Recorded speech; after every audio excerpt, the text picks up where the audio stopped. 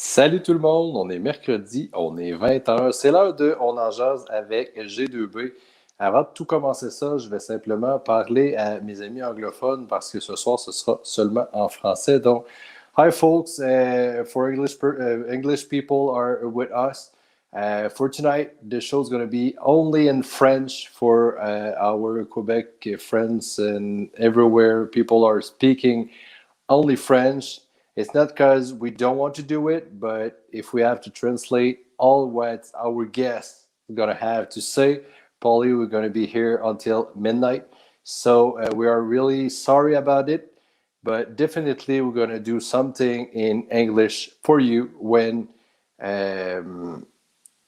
we will be able to do it. So, je continue en français. Donc, je suis seul ce soir pour l'instant.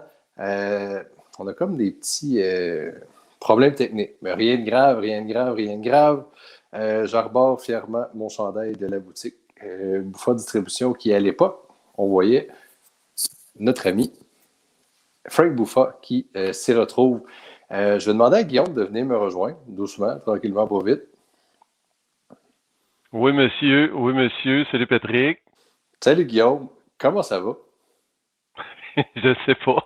Parfait. Donc, pendant que Guillaume a un petit rire nerveux, je vous explique rapidement ce qui se produit. Mais Patrick, je te quitte, je reviens. OK? Parfait, parfait. Donc, je continue je vais réapparaître à un moment donné. Parfait. Je vous aime, tout le monde. Bye, bye. Bon, je vais continuer de vous entretenir et essayer de me rendre un peu pertinent. Je vous explique ce qui se produit. Notre bon ami Frank est en train d'essayer de se connecter et ça ne fonctionne pas. La joie du direct. Guillaume va probablement trouver une petite solution. Durant ce temps, probablement que, comme moi, vous avez regardé le point de presse de M. le Premier ministre à 17h. La majorité des régions passent en zone orange. Malheureusement, toujours pas de quilles, donc je vous invite à continuer de demeurer patient et d'être positif parce que j'ai bon espoir que bientôt on pourra retourner sur les allées. Donc, ne vous enflammez pas sur les réseaux sociaux. Ce n'est pas la bonne idée. Deuxième petite chose qui pourrait être le fun de parler, j'ai pas de chandail Good to Best sur moi ce soir, mais j'en profite juste pour plugger le petit code promo G2B en lettres majuscules qui, si vous allez sur le site de shop.bouffabowling.com, vous permettra d'avoir un 10% sur votre commande. Donc, c'est quand même pas à négliger. On ne joue pas au hockey pour le moment, mais éventuellement, il faudra y retourner et être bien équipé. Ça sera important. Autre petite chose, il y a des nouveautés qui s'en viennent dans la section apparel de la gang G2B parce qu'on a comme eu des petites demandes, puis j'aime bien porter la casquette. Il y aura une casquette G2B et un autre chandail. Pendant que je vois du coin de l'œil, on a un tech support qui est en train de nous aider. Il y a un Marc qui probablement travaille en sous-marin là, pour être capable de nous aider à amener Frank avec nous. Je vais parler un petit peu de Frank parce que dernièrement, on a eu la chance d'avoir Tim Mack, on a eu la chance d'avoir Joe Kayak avec nous. Puis, étonnamment, les deux ont été très élogieux en parlant de la famille Bouffa. La famille Bouffa qui, on le sait tous, est reconnue au Québec, au Canada, puis eux parlaient même au niveau mondial. Ça me fait réaliser à quel point nous sommes privilégiés d'avoir un contact direct avec une sommité, autant au niveau du perçage que du coaching, ou même simplement en tant que joueur. Frank a été une machine durant ces bonnes années. Il nous a fourni un palmarès qui, mon Dieu, est éloquent comme la largeur de mes bras. Vous ne voyez pas les extrémités. C'était un peu ce que le contenu nous donnait de notre Frank, dans le fond. C'est impressionnant tout ce qu'il a pu accomplir. Il a réussi à partager sa passion avec Mark, son fils, qui aujourd'hui est à la tête de l'entreprise. Tout ça, c'est pas fait par magie. Il y a vraiment quelque chose de spectaculaire qui se passe autour de Frank. Je réalisais pas à quel point j'étais privilégié. Puis là, je me trouve un peu comme drôle de faire un monologue parce que d'habitude, je jase avec des amis. J'ai Magnet qui est là pour m'entretenir. Puis là, clairement, je vous fais un monologue. Donc, j'ai vraiment besoin de me gratter la tête Puis même si j'ai un magnifique questionnaire pour entretenir Frank, là, présentement, je suis comme un peu déstabilisé parce que est-ce que Magnet nous a fait du feu? Hey, ça marche, Patrick. Bon, Ça marche. là, Guillaume, Et je veux pas... je vois Frank là, qui a le sourire fendu jusqu'au lobe d'oreille avec le pouce dans les airs. Notre Frank, il est prêt ce soir. Guillaume, je Après, suis content. J'ai eu des chaleurs. Honnêtement, j'ai eu des chaleurs. J'ai pas de veste. Puis, les gens à la maison, vous êtes super sympathiques. Je suis à l'aise pour, on va appeler ça du soft talk, parler pour rien dire. Je suis bon, mais à un moment donné, j'avais hâte que Guillaume vienne me rejoindre. Il me dit, Pat, je disparais, promis que je reviens à un moment donné. Je me disais, ça va être quand? c'est long, mais je suis là. Alors, Parfait. Donc, Patrick, tu as fait une super belle introduction. Je te félicite. Tu n'as pas juste des belles dents, mais tu as aussi un bon parler. Hey, regardez ça, ce sourire-là. Ça fait extrêmement plaisir, Patrick, d'avoir Frank Buffa avec nous ce soir parce qu'on se souvient, lorsqu'on a eu Marc, je crois que c'était en décembre, à la fin du show, Frank nous a écrit personnellement. Puis il nous a dit, ouais, c'est quand que vous allez inviter The Boss? Alors, on l'a fait patienter un peu parce qu'on voulait vraiment qu'il mérite sa place avec oui, nous. Tu sais, Guillaume, on sait, c'est un privilège quand même de passer la soirée avec nous, hein, parce que G2B, on en jase, on est maintenant rendu international. Et voilà. Puis finalement, quand on a fait l'analyse, on s'est dit, ouais, Frank est pas mal plus big que nous autres. On va le Exactement. prendre. On va le prendre. Mais trêve de plaisanterie, Oui, Guillaume. Patrick, tu serais prêt à l'accueillir? Je ne sais pas comment vous avez réussi, mais bravo à toutes les personnes qui ont réussi à pitonner pour que ça fonctionne. Donc, je suis prêt à recevoir Frank et son beau grand sourire. Et voilà. Et bonsoir, Frank. Bonsoir, le boy, ça va bien? Ben oui, toi aussi? Super, super. Content Good. que ça fonctionne. Content que ça fonctionne, honnêtement, parce que j'aurais été déçu parce que clairement, tu avais hâte d'être avec nous, puis nous aussi. Donc, merci d'être là. Excellent, excellent.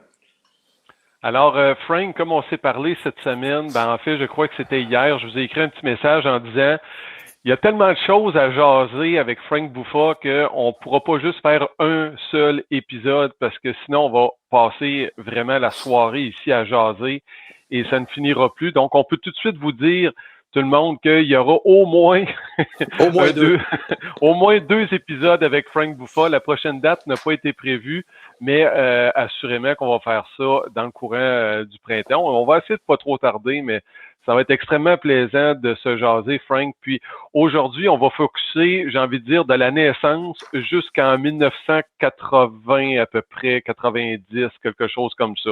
On va focuser sur cette période-là. Super. Première chose que je veux discuter ou vous parler, c'est la grande victoire de François en fin de semaine. Ça fait du bien pour tout le monde dans le monde hockey, spécialement ici au Québec. Et c'est incroyable la réaction qu'on a vue. Mon ami Pierre Hood, il m'appelait tout de suite et me dit « Donne-moi le téléphone de François, je veux le voir dans mon programme radio le matin. » Et ça, c'était fantastique. Et maintenant, il me dit qu'il veut faire un autre programme avec lui pour à peu près une demi-heure au moins, il a dit. Et après, il m'a dit, parle avec le président de Bell Media, qui est le propriétaire de RDS. Il m'a donné le nom du Big Boss. Et il était pas trop content que personne à RDS n'a pas reçu cette information-là de François. Il me dit, je vais faire quelque chose. Je te dis ça. Alors, c'est une bonne nouvelle, ça aussi. Alors, c'est bien d'avoir des personnes qui ont des contacts quand même bien placés pour qu'on puisse parler de notre sport. Mais il faut quand même dire que malgré tout, peut-être que oui, RDS en a pas parlé, sauf que la couverture médiatique, Frank, de la victoire de François en fin de semaine, ça fait longtemps qu'on avait vu ça, les stations de radio, même jusqu'à Hamilton, on a vu Art Oliver qui a partagé un petit clip du bulletin de nouvelles à Hamilton. Oui, j'ai vu ça. J'ai envoyé ce clip-là au président de RDS. Ça va chauffer dans la cabane pour moi. Mais tu sais qu'est-ce que ça me surprend beaucoup? OK? Que c'est notre association de joueurs, le CTF, et l'association de propriétaires. Qu'est-ce qu'ils ont fait? Rien. C'est ça que ça me fâche beaucoup. Pourquoi? C'est eux qui devraient prendre avantage de tout ça. Ouais. C'est incroyable. Come on. Wake up. Guillaume, on parlait du franc-parler de Frank Buffa. On a déjà la preuve. Et voilà, c'est commencé. Je suis totalement d'accord avec Frank Frank, Guillaume parce que pas moi qui dois faire tout ça pour eux. Non, Tu non. comprends? Il doit y avoir quelqu'un qui peut appeler les médias et dire à TSN ou même à TSN aussi. Personne ne les a appelés. Oui. Tu comprends? C'est là ce qui se produit, c'est que l'événement est immense et les gens qui sont passionnés poussent la nouvelle plutôt que la fédération, elle aurait pu juste prendre la balle au bon puis dire, regardez, c'est cool, je joue au quilles. Puis voici la preuve, il y a 28 ans. Exactement. C'est à eux de prendre l'initiative Oui, pour ça, tu comprends? oui, C'est le bon moment maintenant. Il y a rien que. Tu comprends? Tout le monde sont à la maison, les bowling sont fermés. Alors, c'est le temps de réagir. Comme ça, quand on va ouvrir de la bonne façon, en force. Effectivement. Puis, tu sais, aussi, la victoire de François, je pense, ça nous donne tous le goût de jouer au hockey, là. Tu sais, moi, je le vois, là, à la télévision, puis je force, là, je suis assis, Oui. tu sais, vraiment sur le bout de mon siège, puis j'ai juste le goût de prendre mes boules, puis aller jouer, puis compétitionner, puis... Et la bonne chose, c'est que François, c'est un modèle pour tous les jeunes. Tu comprends? Oui. Il est allé à l'école, il a bien fait, il est tranquille. C'est un exemple, c'est un modèle pour notre sport. Tu comprends? Et alors, pourquoi pas prendre avantage de ça? Tu comprends? Moi je ne comprends pas ça. Tu sais? Et c'est incroyable. Anyways. Non, mais Frank. Mais on n'est pas là pour parler de la fédération ou parler de l'association des propriétaires. Ils n'ont pas fait leur devoir, c'est ça que je dis.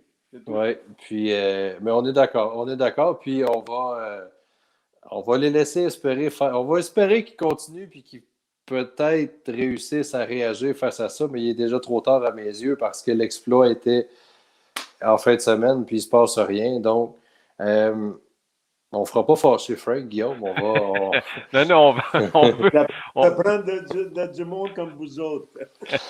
on va... Qui ont le cœur dans le bowling. Tu comprends? Ça, c'est sûr, parce que le mercredi soir... Passion, tu comprends? Oui, c'est de la passion pure et dure, parce que le mercredi... Le monde qui sont là, ils n'ont pas la passion. Ils font rien pour le bowling, c'est tout. Tu comprends? Et ça, c'est vraiment... ça me fâche beaucoup quand je vois ça. Tu comprends? Et, Anyways, hein, Guillaume? Anyways. Oui.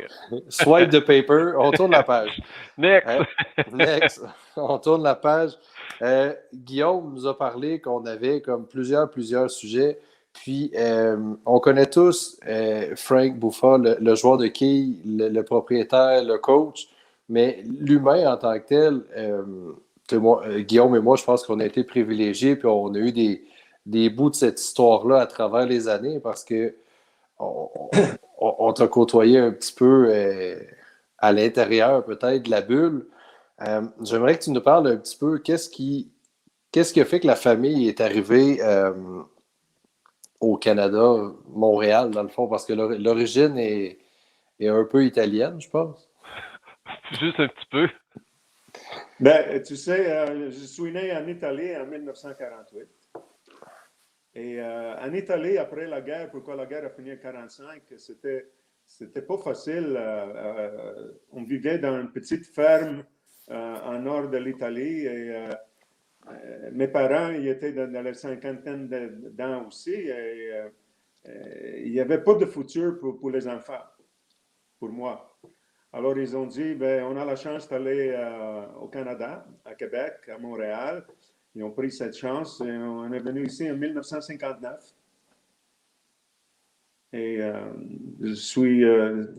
c'était quelque chose pour moi incroyable. Pourquoi je suis allé à l'école, j'ai fait beaucoup de choses.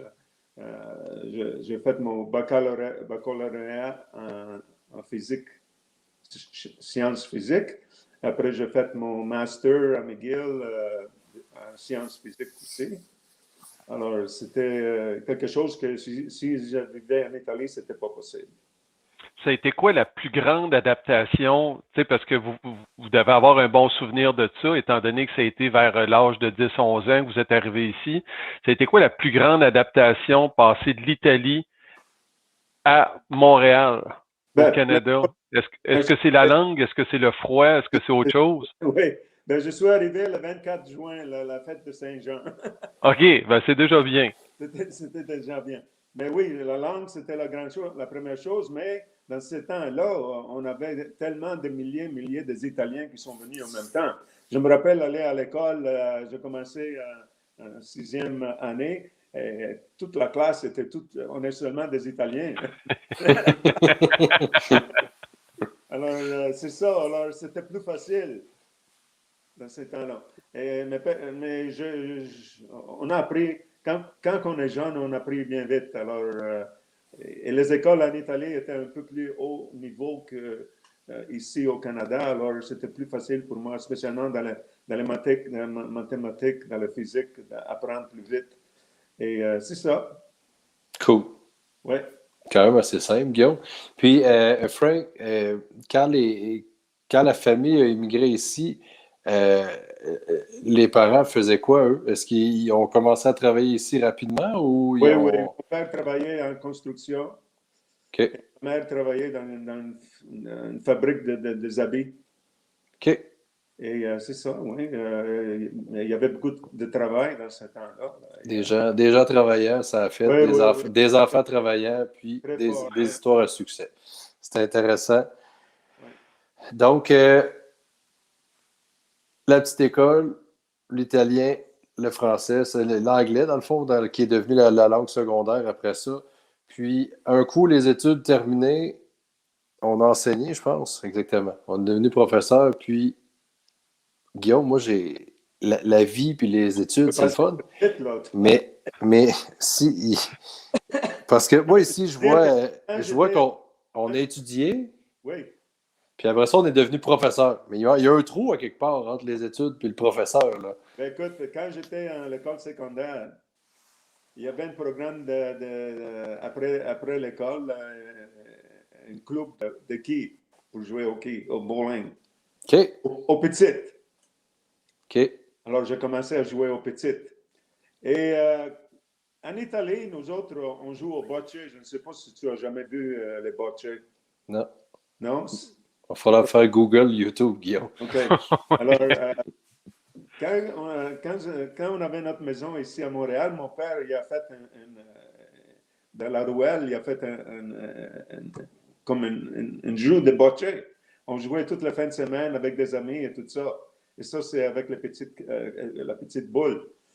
Et pour moi, je jouais, j'étais très bon au petit quilles quand j'ai commencé.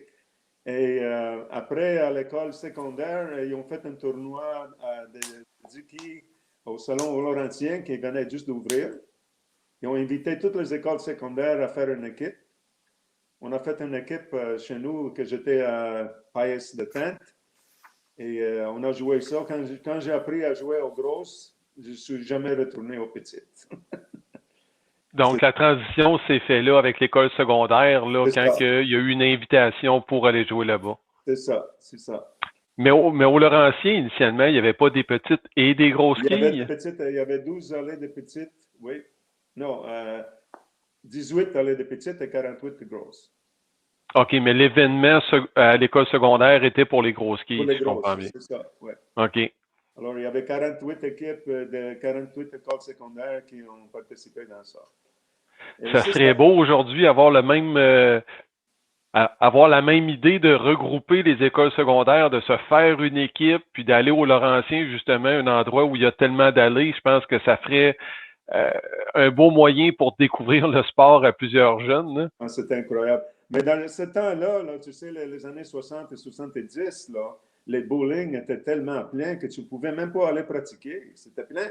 de matin au soir. C'était incroyable. Incroyable. Le monde qui jouait au hockey, c'était incroyable.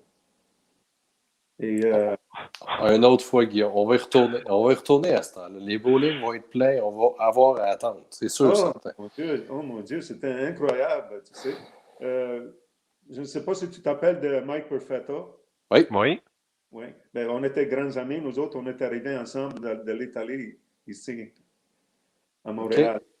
Et après l'école, move your camera a bit. Ah, on a quelqu'un qui dit de bouger la caméra. Ça doit être Marc. C'est Marc. Move your camera. Est-ce que je suis centré? C'est bon. C'est mieux, oui, quand même. OK. Alors, moi et Mike, on aimait jouer au hockey. Après l'école, on partait de notre école secondaire. On allait à Laurentian Lanes par autobus. Ça nous prenait 1h30. Chaque jour, on était là. Aïe, aïe. Tu sais, il y avait les pointages, les feuilles de pointage. Il y avait 18 parties. On remplit tout ça chaque jour. Wow. Ça, c'était le bon vieux temps, hein? Mais c'était le seul temps qu'on pouvait pratiquer, pourquoi sinon, le soir, c'était plein de ligues. La fin de semaine, pas de place du tout. Il y avait du monde incroyable. Incroyable. Mais. Et comme je dis beaucoup de fois, on a manqué les bateaux après ça. Les mondes qui étaient responsables de notre sport, ils ont manqué les bateaux. Dans les années 70? 60, 70, oui, quand les salons quilles étaient toujours pleins comme ça. Ils n'ont pas ils n'ont pas réalisé le futur. Ils pensaient que ça allait continuer toujours. Mm-hmm. Comme moi, quand je jouais avec les juniors, il y avait deux chiffres, là, deux shifts de 66 allées. Imagine-toi ça. Il y avait combien de joueurs par allée? 3, 4? 4 par allée. Aïe, aïe. Imagine-toi ça. C'est 500 jeunes. C'est incroyable. Et ça, c'est seulement au Salon Quai Laurentien. Tu comprends? Mais en même temps, peut-être qu'il y avait moins d'activités accessibles pour les jeunes. Est-ce que ça se peut? Est-ce que aujourd'hui, là, des activités, il y en a une puis une autre. On peut faire de la musique, on peut faire de la planche, on peut faire du ski, nommer des activités. Est-ce que les quilles étaient vraiment l'activité de prédilection dans le temps? Ben, tu sais, dans le temps, on avait l'émission L'heure des quilles, on avait le Wide World of Sports, le PBA dans le tournoi ABC. Tout le monde regardait ça. C'était vraiment, on était tout à la télévision. Il y avait les petites quilles aussi, avec François Lavigne et tous ces joueurs-là. On était là, on regardait ça. Et c'était très, très populaire. Très, très populaire. Tu comprends? Mais comme je dis, on a manqué les bateaux. On n'avait pas de leaders pour nous dire comment procéder, tu comprends? Alors, dans mon temps, il n'y avait pas de coach. Personne. Ben, il n'y avait pas personne non plus pour percer des boules. Là. Tu sais, quand on va arriver à... Oui, c'est ça. Il y avait le mécanicien en arrière. Viens-t'en ici, m'a te faire 3 trous, j'ai une drill en arrière. C'est ça qu'il faisait. C'est ça. Comme je dis, on a perdu le bateau. Si on était bien structuré comme il faut, je pense qu'aujourd'hui, on serait un sport beaucoup plus fort. On était plus fort que le golf dans ces temps-là, le bowling, tu comprends? Mais le golf est parti comme ça, nous autres, on est partis comme ça. Ouais, plus fort, plus respecté, puis peut-être même qu'on... En tout cas, ça, c'est comme le grand rêve, là, peut-être qu'on serait aux Olympiques aussi, là, avec toutes ces années-là. Peut-être qu'on aurait réussi à avoir notre place aux Olympiques. C'est sûr, c'est sûr, c'est sûr. Mais c'est pour ça qu'il y a des grands hommes comme Frank Buffa pour replacer les choses, puis on va en venir à la carrière là, du perceur de boules de quilles, là, ce que Patrick porte comme chandail, là, je ne sais pas si tu peux le remontrer, là, mais il porte fièrement le chandail, la carte d'affaires. C'est très beau. Alors, en 1980, j'ai décidé, j'ai dit, j'en avais assez. Okay. J'avais des boules qui faisaient mal partout, tu comprends? Et alors, j'ai dit, j'ai 3 mois de vacances à l'été. J'ai pris la décision, je vais voir les meilleurs aux États-Unis. Ça me prend 2 semaines, 3 semaines, n'importe combien. Je vais là-bas, je vais apprendre comment percer des boules comme il faut. Parce que ça existait des gens qui étaient compétents pour percer des Aux boules. États-Unis, oui. Mais ici, il n'y avait personne. Il n'y avait personne ici. Il y avait Maurice Boyer qui allait par tous les salons qui prenait les mesures et il perçait les boules chez lui. Mais ça, tu comprends, c'est Oui, faire 3 trous. C'était pas personnel. oui. OK? Alors, j'ai fait ça. J'étais son nom, je ne sais pas si tu t'appelles Ray DeSanto, la famille Non, Ray.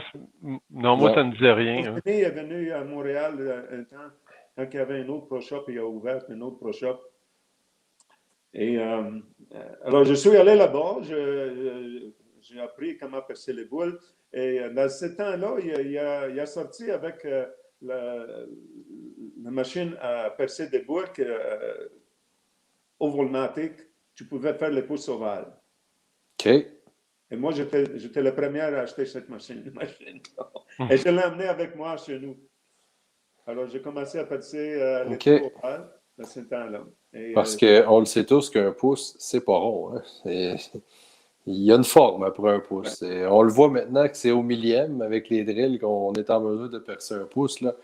Donc, l'idée de faire un tuyau pour faire la boule, là, C'était rendu dépassé un peu. c'était dépassé un peu. mais peut-être juste avant de poursuivre dans cette veine-là, Frank, moi, j'avais encore quelques questions de l'époque, de la jeunesse, Frank Bouffard, Laurentien, là, dans les débuts. Le Laurentien était une salle de quilles quand même très populaire. Il y a des professionnels qui sont venus jouer des tournois, faire des exhibitions et tout ça, des professionnels américains. Est-ce que vous avez été influencé dans votre style, dans votre façon de lancer la boule, peut-être d'avoir un petit crochet ou nous autres, on a tous rêvé des fois de lancer la boule comme Amleto Monacelli ou comme Parker Bone, puis on essayait de reproduire. Est-ce que ça a été la même chose pour vous en étant jeune? C'est sûr. Dans les années 62-63, le PBA venait au Laurentien. C'était au Laurentien. Et dans ce temps-là, tu sais, il n'y avait pas du score automatique. C'était nous autres, les jeunes, qui marquaient le score. Et ils nous payaient 10 sous par partie. Ouais, 10 sous. Très bien. Pour regarder des pros, ça aurait été correct. Il y avait le Dick Weber, Carmen Salvino, tous ces joueurs-là. Wow. Alors, bien sûr, tu vas apprendre. C'est la seule façon qu'on prenait nous autres. C'est avoir le meilleur joueur, regardant la PBA tous les samedis aussi. C'est ça que... Aviez-vous un petit crochet déjà dans le temps, là, ou c'était vraiment une boule très droite? Ben, c'était juste un peu, pas beaucoup. Hein. Les boules dans le temps, il n'étaient pas les boules comme aujourd'hui. Hein. C'est à peu près la même courbe que moi, j'imagine, que vous aviez. Hein. Oui, c'était les boules en plastique. Et c'est là qui courvait le plus, c'était la Yellow Dot, que c'était toujours en plastique aussi. Mais, c'est elle qui courbait le plus, mais elle ne courbait pas beaucoup. Elle ne courbait pas beaucoup. Ouais. Donc, Guillaume, tu aurais été mal pris dans ces années-là. Il n'y aurait pas eu de crochet, c'est ça que ça veut dire. Oui, exactement. Il aurait fallu que je lance sur un 10 cents à chaque fois. Puis, tu sais, des boules de quilles, est-ce que vous en aviez une, deux ou trois? J'avais un sac avec une boule. Guillaume, le sac avec les souliers en dessous. C'est ça. C'était pas compliqué, ça, dans ce temps-là? Non, mais des fois, je me disais, c'est Frank. Peut-être qu'il y avait une boule plus molle, une boule plus dure, quelque chose comme ça. Je me rappelle, en 1972, il y avait quelqu'un qui avait acheté un sac de boules du Japon. OK. C'était des boules vertes et des boules rouges, mais il était des boules très, très dures. OK. Et il vendait ça dans une warehouse à Montréal. Et j'ai acheté, c'est la première boule en couleur qu'on avait. Okay. Tout était noir. Tout était noir. C'était la première boule que j'ai vraiment joué bien avec. Mais dans ce temps-là, si tu avais une moyenne de 175, tu étais un très bon joueur. le plus haut moyenne à Montréal, c'était Ron Sereno qui avait 195 à peu près. Wow. Le Quand moyenne. même. Il n'y avait pas de joueurs à 200 de moyenne comme maintenant. Non. Et comme je dis, il n'y avait personne pour nous autres, les jeunes, à nous montrer comment s'améliorer. Tu comprends? Pourquoi tout le monde qui nous écoute, là, si vous avez la chance d'aller prendre des cours, allez-y. Parce que c'est la meilleure façon d'améliorer votre jeu. Ce n'est pas en achetant de nouvelles boules ou des choses comme ça. Ouais, mais c'est le fun, Frank, avoir une nouvelle boule, ça sent bon, Ouais, puis ouais. hein, elle lit bien les têtes, elle finit fort. Elle frappe fort, Guillaume. Elle frappe fort. Comme ta boule de réserve, right? Et voilà! The good old Rhino! Oh mon Dieu! Un jour, on pourra faire une émission sur la boule de réserve que Frank a gentiment suggéré à Guillaume en 2010 de se débarrasser. Oui. Oui, vous m'aviez dit de la lancer dans le fleuve. Et nous sommes 11 ans plus tard et elle vit toujours. Toujours là, oui. Mais ça vient avec le personnage de Guillaume. Donc, la boule rouge aurait été la première boule colorée, rouge et verte. Oui, Ça, c'était la même chose. C'est une boule de plastique, là. oui. Très dur. J'ai joué avec ça à l'heure des quilles la première fois. L'heure des quilles. Parlons-en, Guillaume. Oui, parlons-en, parce que j'avais un petit point, hein, Patrick, au sujet de Claude Lécuyer. Ah oui? Ben oui, Claude Lécuyer. Ben Oui. oui. Oui, parce que Claude Lécuyer, on l'a reçu au printemps passé, Patrick. Oui. Puis, il nous avait parlé que dans son temps, dans son époque, qui peut ressembler beaucoup à celle de Frank, j'ai l'impression. Vous devez pas mal être dans les mêmes âges, peut-être, ou Claude Ouais, un proche. petit peu plus jeune, tu sais, quelque chose comme ça. Et puis, Claude nous disait qu'il participait lui aussi aux émissions télévisées en tant que junior. Il partait de Napierville, il se trouvait un livre pour aller jouer au Laurentien comme ça quand son père pouvait pas. Est-ce que vous avez déjà affronté Claude à la TV ou dans d'autres compétitions dans votre jeunesse? Je me rappelle, non, je pense pas. J'ai jamais Non? joué contre Claude, non. OK. Pourtant. Pas à la télé, non. Pas à la télé, mais clairement ailleurs où vous êtes rencontrés, c'est sûr et certain. Là, parce que c'est sûr que ça a déjà arrivé. Donc, pas d'heure des quilles contre Claude Lécuyer, mais on a un souvenir avec une légende vivante parce que on a ici en 1969 une victoire contre Larry Furlong. Oui. Pour avoir connu le personnage, j'espère qu'il y a des gens qui nous écoutent qui ont connu Larry Furlong. C'était un personnage. Moi, je me rappelle la boule, le bandit, la bandit, je pense qu'il y avait un fusil sur la boule. Puis Bandit, oui. à chaque fois qu'il faisait un abat, et ben, pas à chaque fois, mais il faisait le move du cowboy, puis il Oui. soufflait sur son fusil. C'était comme. OK, on la connaît, la joke, là, mais il la faisait, puis c'était toujours drôle. Ouais. Mais une victoire de 168 à 163, quand même.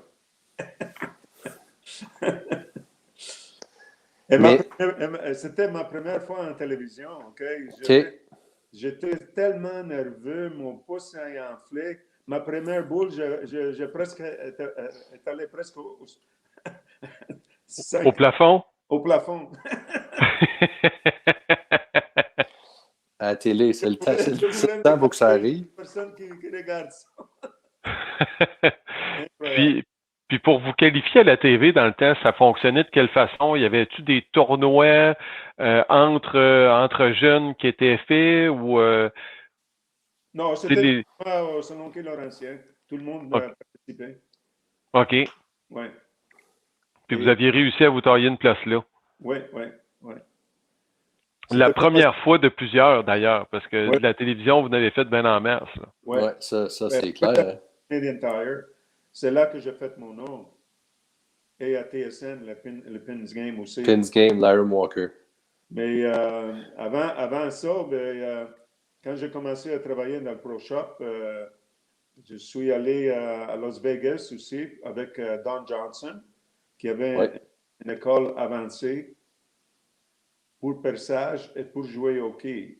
OK. Alors, j'étais là-bas pour 2 semaines à Las Vegas en 1986. j'ai appris tellement de lui, c'était incroyable. J'ai amené tout ça avec moi. J'ai fait beaucoup de cours après. J'ai amené les Fred Borden, j'ai appris le John Jowdy. J'ai amené tous les meilleurs coachs aux États-Unis, ici au Québec. Pourquoi tu sais, dans ces années-là, si tu regardes l'équipe nationale du Canada, il y avait seulement des joueurs de l'Ontario. Il y avait personne. Eh oui. Il y avait personne. C'était Craig Woodhouse, c'était Warren Renox, Bill Rowe. C'est ça, tous ces joueurs. C'était Team Ontario, dans le fond. C'est ça.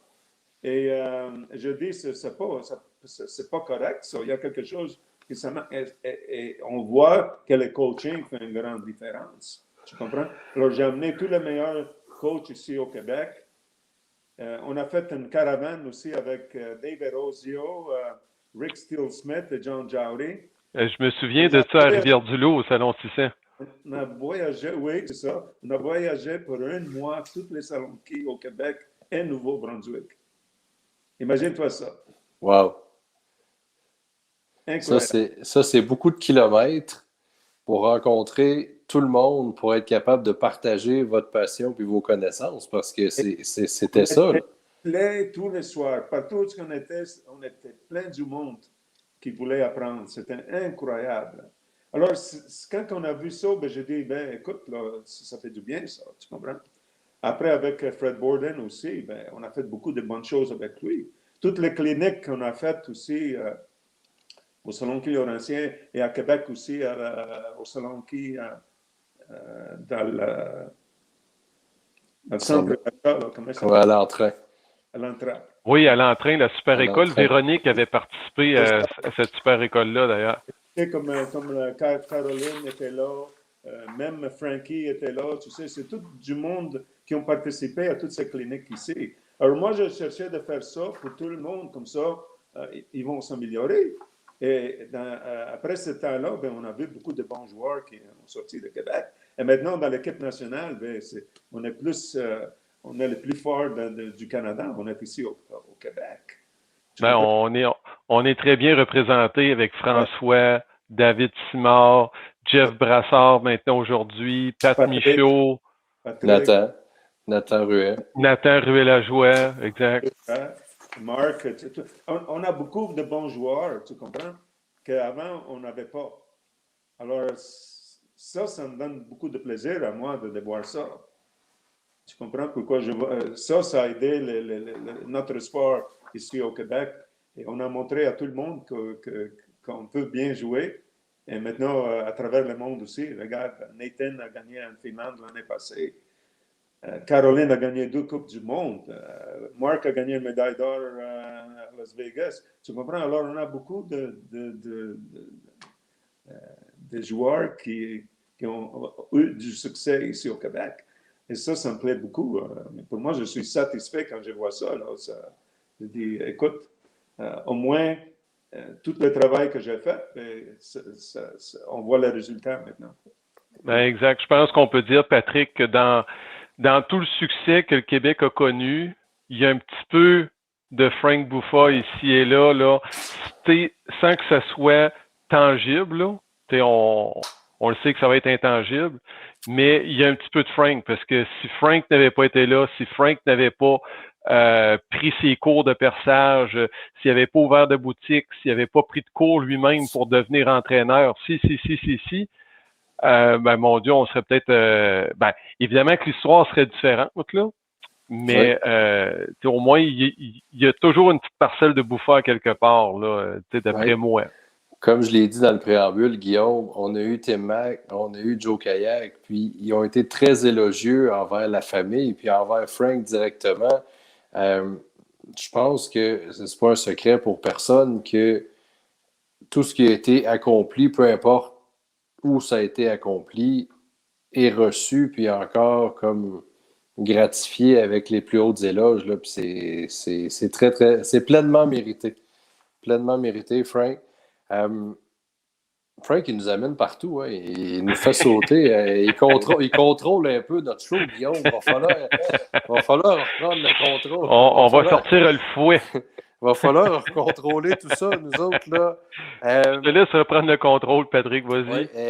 On a parlé de la première apparition à la télé parce que les gens ne savent pas, dans le fond, que Frank nous a envoyé comme 34 pages de résumé de carrière.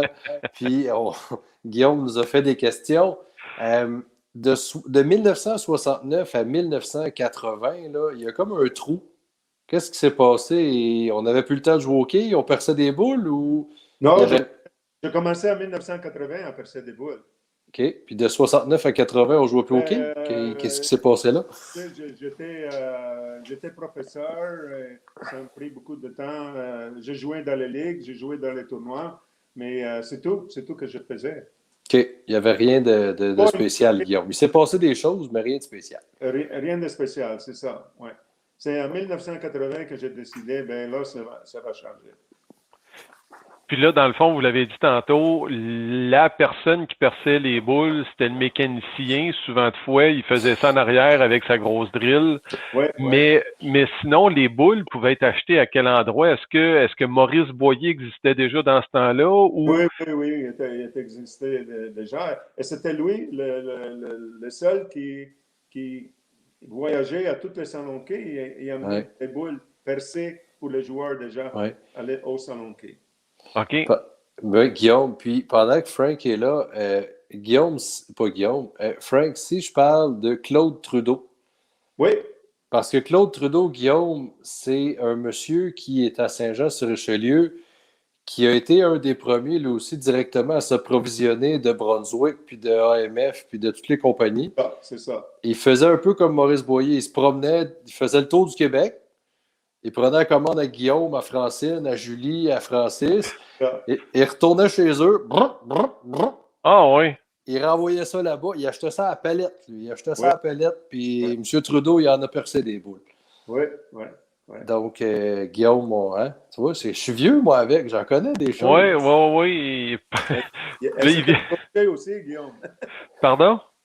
Il était gaucher aussi. Oui. Ah, bon, il y avait déjà un avantage certain sur la compétition. Puis, elle tournait pas. Fait que c'est parfait, Guillaume. C'était pareil comme toi. Mais, faire sa passe, ça a été... c'est un joueur qui a été proche de plusieurs joueurs qu'on a connus dans le Québec, là, qui ont fait la pluie et le beau temps à Canadian Tire, là, les Michel Saint-Pierre, puis les Napoléon Campbell. Puis, c'est un monsieur qui était proche d'eux autres, donc j'imagine qu'il devait être bon perceur. J'imagine, parce qu'on sait tous que la boule est toujours bonne grâce au perceur, puis quand elle n'est pas bonne, c'est la boule qui n'est pas bonne.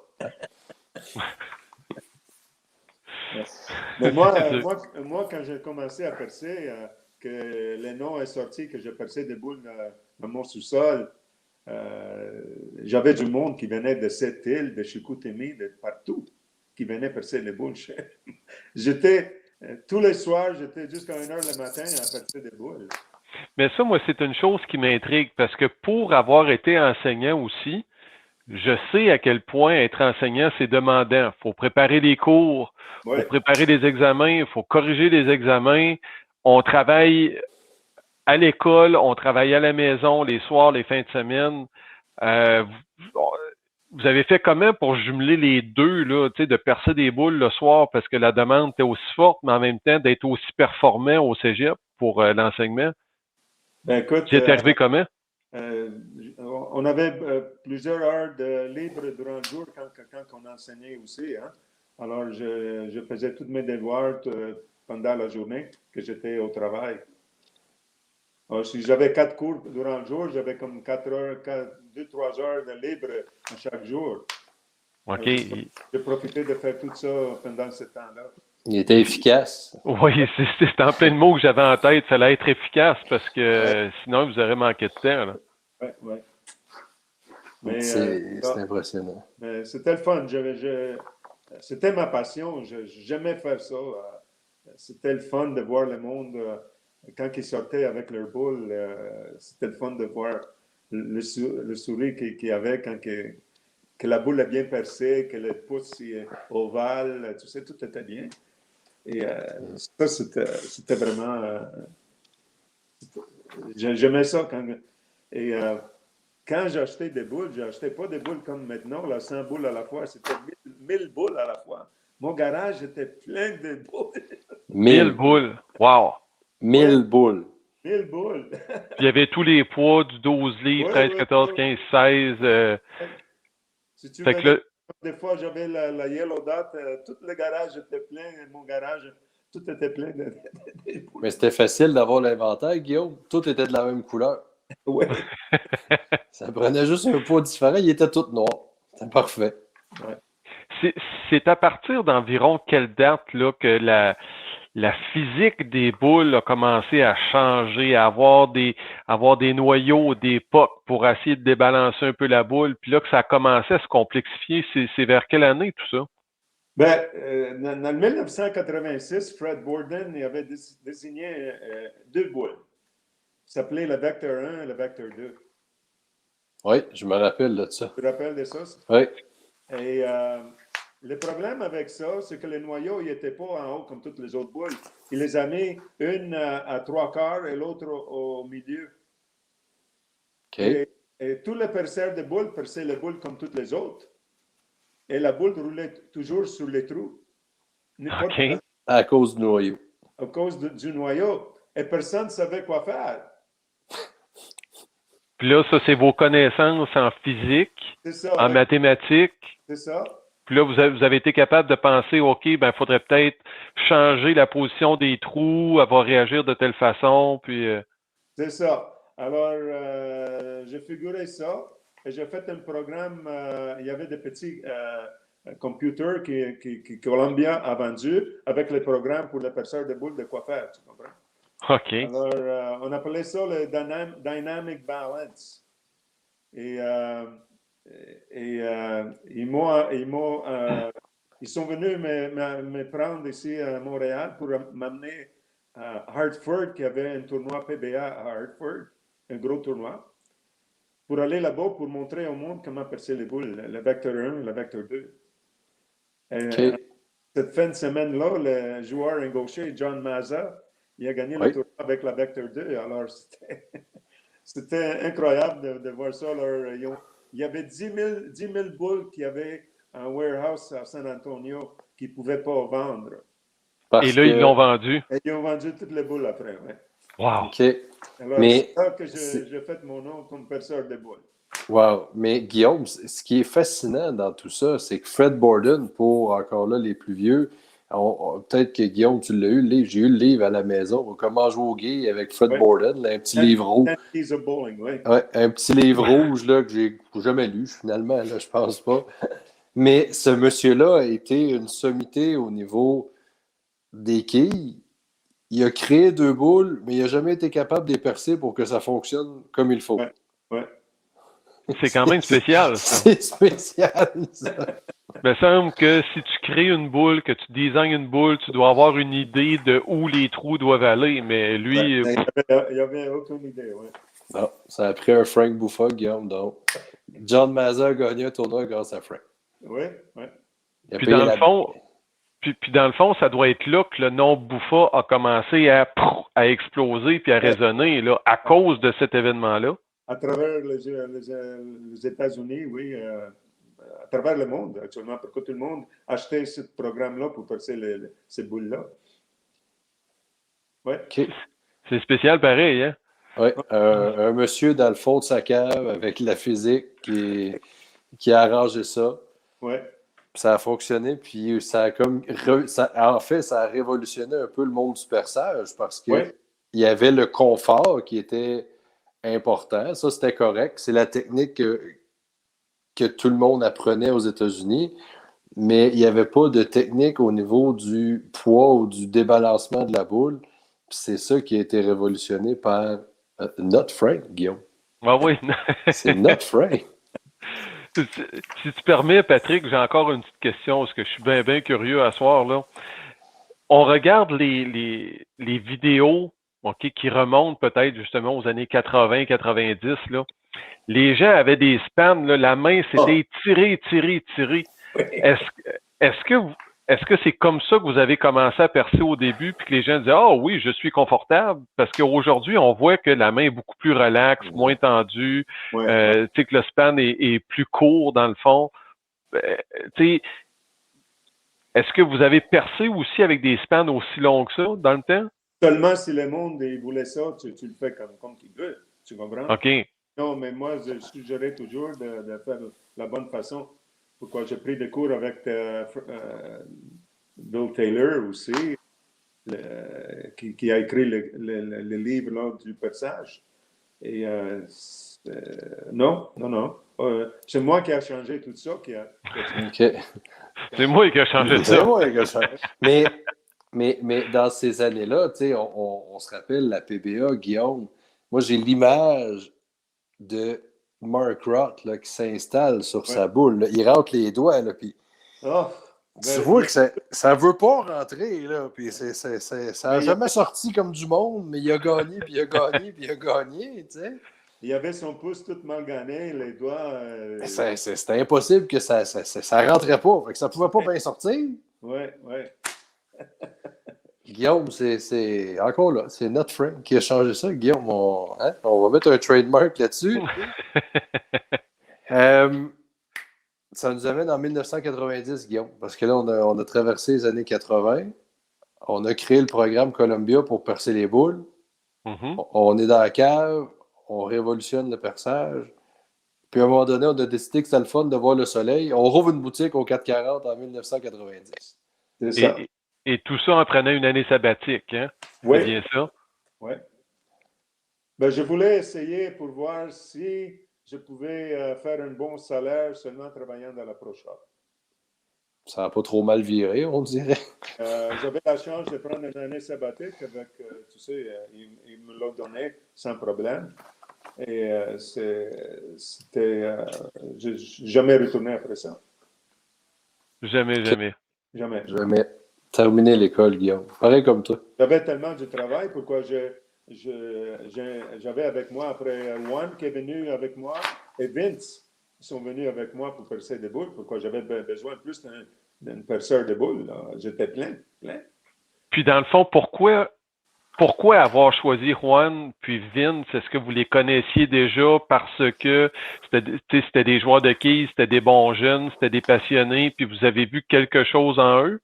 C'est pourquoi vous n'avez pas pris d'autres personnes? Juan, il était parti du Panama, il était comme comment on dit ça? Il est parti du pays, pourquoi il y avait un dictateur. C'est un réfugié politique. Oui, il était un très bon joueur, lui, en Panama. C'était comme un autre Amleto Monticelli. Et il est venu ici au Canada et je dis, veux-tu travailler avec moi? Il dit, oui, je viens avec toi. Il est venu tout de suite avec moi. Et je montrais comment percer des boules et tout ça. Et après, la même chose avec Vince. Il aimait tellement jouer au hockey aussi qu'il dit, j'aimerais si tu as une place pour moi aussi. Alors, ils sont embarqués avec moi au 440. OK. Ouais.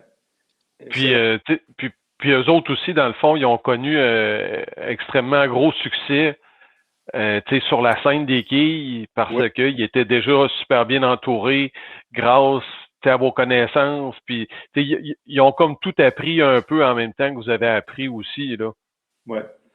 Vraiment, on était les seuls dans tout le Québec, au Canada aussi, qui étaient capables de percer les boules comme il faut. Quand Frank et son équipe arrivaient en tournoi, c'était comme les gars de Montréal encore. Oui. Je m'en souviens. Frank, Marc s'est ajouté à notre studio, puis justement, là, il y a une petite pièce de collection avec lui, la Vector One. Oh, wow. Oui. Salut Marc, est-ce que tu nous entends bien?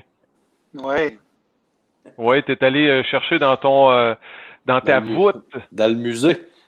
Il y avait un Vector C'était juste pour montrer aux gens le type de perçage, donc je vais laisser mon père expliquer un peu. Là.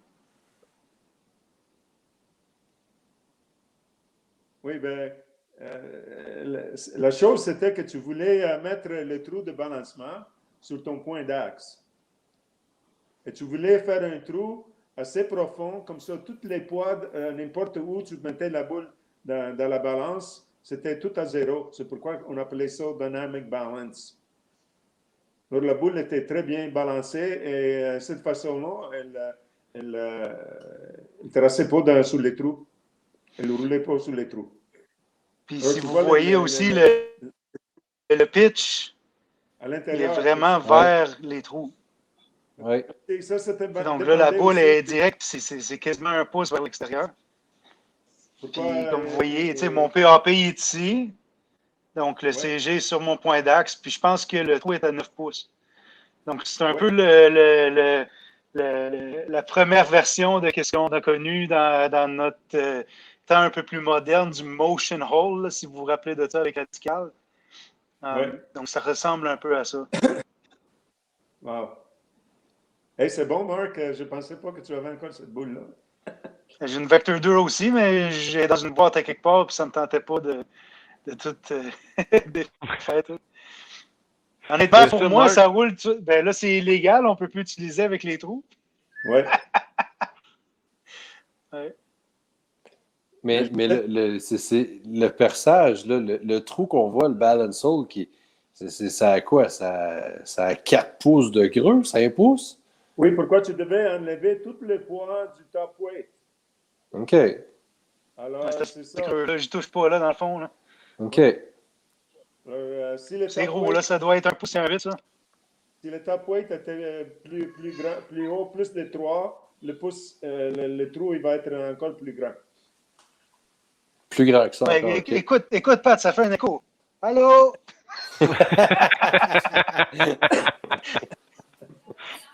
Oui. Cool. est-ce que tu te souviens de la dernière fois que tu l'as lancé, Marc? Championnat canadien au Laurentien, je pense, en 2009, tout le genre. Okay. Honnêtement, je ne l'ai pas aimé. Elle roule trop tôt. OK, je pensais que tu allais dire elle est mal percée. La personne qui a pensé au perçage, là, a mal fait sa job. Donc, Marc, Non, écoute, la Vector 2, tu l'aimais beaucoup plus. ouais, la Vector 2 a glissé un peu plus longtemps. On n'avait pas des Pitch Black puis des Purple Hammer dans le temps. Là, fait qu'il fallait aller trouver. Celle-là, je l'ai ramassée au Rose Bowl. Flambant neuf dans une boîte pour 55$. Wow. Puis, c'est ça, l'avantage de jouer avec 16 livres dans le temps, c'est que c'était facile à trouver ces relais-là. Puis, dans le fond, écoute, dans ma cave, j'ai 6 Wine U-Dot. J'ai des Black U-Dot, des Vector 1, Vector 2. Je les ai pas mal toutes, là. La Yellow Dot aussi, que mon père parlait. Je l'ai utilisé comme boule de sphère pendant des années. Mais vraiment, je dirais le palmarès de mes préférés des boules en urethane, Vector 2, Wine U-Dot, Yellow Dot, puis aussi la Slate U-Dot qui était très bonne aussi. Vous avez parlé de les joueurs de quilles qui étaient sentimentaux à travers les années. Marc vient de nous en parler une fois. Ça ramasse la poussière, ça sert à rien, mais il y a des beaux souvenirs avec tout ça dans sa cave. Ouais. Merci beaucoup, Marc, d'avoir partagé ça avec nous autres. Ça rend le tout un peu plus concret, disons. Ouais. Non, c'est cool parce que quand vous parlez du layout, il fallait le montrer là parce que c'est très exotique. Là, disons, tu ne vois pas ça souvent. Là. Fait que, Puis là, en plus, c'est illégal. c'est illégal, puis ouais, c'est ça. Mais peut-être bien encore, là, je pourrais la lancer. Là. Tu pourras faire une vidéo au bureau avec. Ouais, c'est ça. Soir de ligue, on lance la Vector 1. Merci, Marc. Bonne soirée, gang. Merci, good. Ça, c'est à brûle pour point la bonne explication parce que le dynamic layout, là, ça me disait rien, pas du tout. Mais là, de voir un muffler gros de même dans les côtés de la boule, c'est impressionnant. Guillaume, je savais pas, moi, que je croyais que le centre de distribution Buffa sur Provencher avait été comme la première boutique. Mais ça a seulement été 1995. C'est ça. Ça n'a pas commencé bing bang. On est le plus gros distributeur au Canada, j'imagine. Ça a commencé plus petit. J'ai commencé quand j'étais au 440 aussi à vendre au Salon-Key. Pourquoi? Il n'y avait personne qui vendait des boules à part de Maurice Boyer, mais lui, il vendait plus de Brunswick, il ne vendait pas des autres boules. Comme les Storm. Moi, j'étais le premier à vendre des Storm ici au Québec. Store. Oui. J'ai connu Bill Chrisman, pourquoi il a le même âge que moi. Et on a fait beaucoup de choses ensemble. Et j'ai dit, écoute, je veux vendre tes boules dans ma pro shop. C'est ce qu'on a fait. Et, Puis par curiosité, la première Storm qui a été vendue, c'était en quelle année? Est-ce que vous étiez déjà rendu sur Provencher? non, Ou j'étais encore au 440. OK. Avec la première Teal qui est sortie, là, ça, Oui. c'était au 440 encore. Oui. Et OK. tu te rappelles de la boule jaune? La Sunstorm. Sunstorm. Storm. Guillaume a ça dans sa cuisine. L'histoire de la Sunstorm, OK? Je l'ai reçu un couple de jours avant le Canadian Tire, la qualification pour le Canadian Tire. Et le vendredi soir, au Salon Quai Laurentier, il y a la plus grosse ligue à Montréal. Le meilleur joueur joint dans cette ligue-là. Tout le monde avait la boule jaune, la Sun. La semaine suivante. Oui, tout le monde avait cette boule-là le soir. Et dans l'émission de télévision, tout le monde utilisait cette boule. Effectivement, moi je me souviens, c'était des boules jaunes partout. C'est peut-être pour ça que pour moi, c'est resté en tête que j'en voulais une, que à ce point-là. Là. C'est vendu. Imagine-toi ça. Pardon? Imagine-toi combien de boules de Sunstorm j'ai vendues. C'était incroyable. Ouais. C'est là qu'on a pu dire que ouais, finalement, l'enseignement, c'est pas si payant que ça. Je vais vendre des Sunstorm à la place. Ouais. C'est moins compliqué. Il n'y a pas de devoir à corriger. Il n'y a pas de review à faire. Donc, ça, c'est intéressant. Black Storm. Ça me dit rien. Black Storm, Blue Storm, puis la Teal. La Teal, c'est correct, je me rappelle ça, mais Black Storm, ça me dit rien. Oui. Puis quand vous avez ouvert sur Provencher, est-ce qu'il y a quand même des boutiques qui sont restées ouvertes ou vraiment toutes les activités ont été centralisées sur Provencher en 1995? Ben, j'avais ouvert 3 autres pro shops à Montréal. Une à Salon-Quai Paris. Oui. Paris. Salon-Quai Laurentier. Et après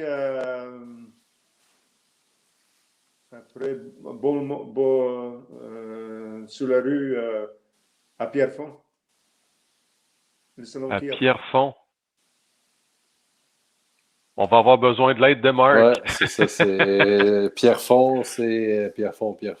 C'est le Rose Bowl? Ben, c'est Rose Bowl, je m'en allais dire, mais c'est pas ça. Non? OK, fait qu'il y avait 4 boutiques, mais là, vous ne pouviez pas être aux 4 boutiques en même temps. Non, j'avais engagé des personnes de Bolodrome, c'est ça. Ah, voilà. C'est pour ça qu'on a des gens qui nous écoutent. Vous n'étiez jamais là? Non. Je suis allé une fois au Bolodrome. Il y a 44 allées. Est-ce que c'est encore ouvert? Oui. Bon, ben Patrick, il faudra faire on en jase sur la route. Sur la route, Bolodrome, parce que clairement, ça ne me dit rien. On va aller là. C'est une mission. Ouais. Exact. Donc, mais engager des personnes, là, lorsqu'on est Frank Buffa, il faut quand même avoir confiance qu'ils vont suivre les méthodes de perçage, puis pas commencer à faire leur tête, puis à défaire le nom quand même que vous avez bâti au fil des années. Il fallait que ce soit des gens de confiance. Oui. C'était un problème pour moi. Et c'est pour ça que j'ai fermé après. Pourquoi ça valait pas la peine pour moi d'ouvrir des autres pro shops. C'était pas... Ça devenait compliqué de faire la gestion, puis de la formation même pour les gens qui étaient là. C'était un gros casse-tête. Alors, je dis, c'est mieux avoir une très grande. Bien le faire. Et que je suis là et que le monde, ils vont bien apprécier. Alors, c'est ça qu'on a fait sur la rue Provencher. OK. Donc, c'est quand même clair, Guillaume. Hein? C'est assez clair. Ça fonctionnait pas bien. On a fermé ça. On est allé sur Provencher. Contrôle de qualité. Je voulais toujours avoir un centre d'entraînement aussi. Et c'est là que j'ai mis quatre allées. Oui. Il a fait les allées truquées pour la classique Studio Buffa. Il a fait des allées truquées. Il a fait des allées truquées.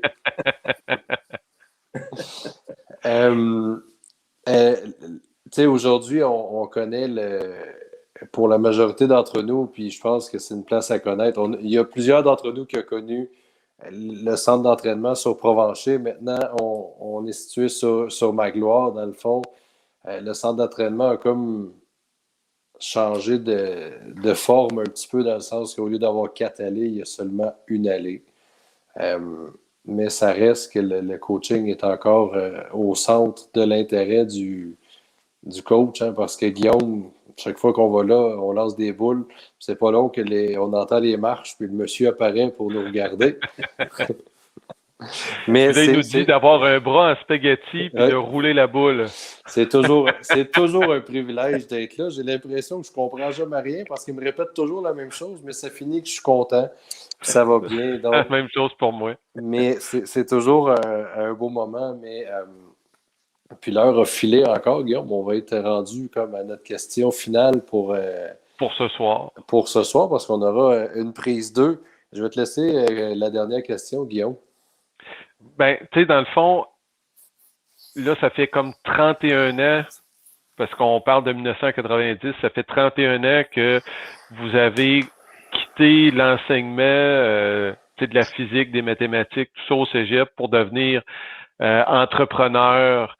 Et puis, tu sais, qu'est-ce que vous retenez, dans le fond, de cette expérience-là d'entrepreneur, de partir du sous-sol avec une drill, puis aujourd'hui d'être devenu l'entreprise Buffa, le centre de distribution Buffa qu'on connaît aujourd'hui, qui est connu partout. Tu sais, je me promenais avec cette veste-là à Lincoln au US Open, là, puis les gens venaient me parler là, parce qu'ils reconnaissaient le B, ils reconnaissaient le nom. Tu sais, qu'est-ce que vous gardez de tout ça, de ces 31 années-là, déjà depuis 1990? Ben, c'est un rêve. Hein? Quand tu as la passion pour quelque chose que tu aimes faire, mais,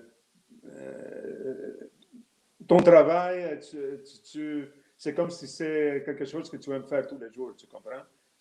Tu ne peux pas arrêter, tu comprends? Et écoute, je suis chanceux que j'ai Marc qui m'a suivi. Et je suis très fier de lui. Pourquoi il est reconnu à travers le monde. Et quand je voyage, tout le monde me demande de Marc. C'est vraiment, ça me fait un grand plaisir. Alors, les noms, c'est à travers le monde. Comme je dis, si tu voyages partout au monde, tout le monde nous connaît. Et c'est ça le fun. Et j'ai fait quelque chose de bon. Et je suis très fier de ça. Et je continue à le faire aussi. Pourquoi? Avec raison. Puis oui, c'est évident qu'on continue. Tu sais, écoute, j'ai bâti l'équipe italienne aussi il y a 10 ans, que je voyageais tous les ans en Italie. J'ai formé les coachs, j'ai formé les joueurs. Ils ont gagné la Coupe du Monde il y a 2 ans. Écoute ça, là. Une équipe qui était toujours dernière en Europe. Ils ont gagné la Coupe du Monde, ils ont gagné le championnat européen l'année passée.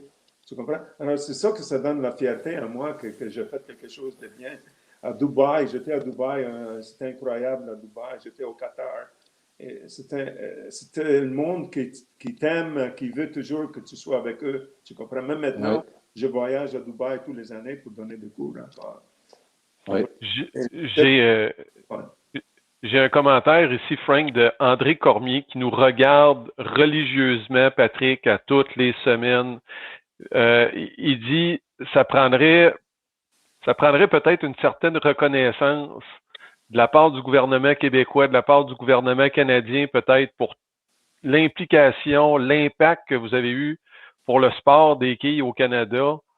Je pense qu'il doit certainement exister une médaille à quelque part qu'on pourrait vous remettre. Honnêtement, là, une reconnaissance officielle, je pense que ça serait amplement mérité. Ouais, oui, Guillaume, Je c'est pense sûr. que quand je vois que le monde, ils apprécient ce que je fais, pour moi, c'est ça que j'aime le plus. Tu comprends? Comme vous autres, vous avez la passion pour l'équipe. J'aime ça, avoir du monde comme vous autres, jeunes comme vous autres. Et Jeune. On n'est plus jeune, Frank, là. écoute, Mais moi, je retiens beaucoup une chose là, dans les dernières phrases que vous avez dites, c'est la fierté. Puis moi, aujourd'hui, je porte cette veste-là ici avec le B. Puis je peux dire très, très honnêtement que je suis fier de porter ce B-là, de faire partie de l'entreprise, de partager à ma façon mes connaissances, mes aptitudes, ma personnalité avec l'entreprise. J'ose espérer que j'ajoute une belle couleur à Buffa Distribution. Puis, du côté de Patrick, je pense que c'est la même chose aussi. Patrick, Moi, toi, je suis le seul qui n'est pas sur le payroll, qui est fier de travailler chez Buffa Distribution. C'est ça, tu connais la famille depuis de nombreuses années, puis toi aussi, quand tu as l'occasion de porter le B sur ton chandail, là, la fierté est au maximum. Là. C'est une fierté qui remonte à longtemps. Puis, comme je le disais dans mon préambule, Guillaume, je pense dans le fond qu'on oublie le privilège qu'on a parce que Frank, il est dans la catégorie des amis pour moi, puis c'est un ami proche parce que passer du temps avec lui, c'est toujours du temps de qualité. Puis après ça, on se tourne, puis on se met à analyser le palmarès dans le monde, puis les Arabes l'appellent pour aller coacher. Je suis comme, ouais, je ne suis pas si hot que ça finalement, mais ça sera dans notre deuxième heure, Guillaume, qu'on pourra parler. C'était très intéressant. Mais Guillaume, on aura assurément une deuxième émission parce que Frank était parti, il nous a parlé d'équipe Italie, l'équipe de Dubaï. C'est juste la pointe de la deuxième émission. Je pense que pour les gens qui nous ont écoutés, ça sera assurément une deuxième partie. On n'a pas de date encore, mais c'est sûr et certain qu'il y aura prise 2. On va organiser ça, Patrick, ça ne sera pas trop long. Oui, ça c'est sûr. À moins que Frank n'ait pas envie. En tout cas, je pense que ça devrait aller. Ça devrait aller.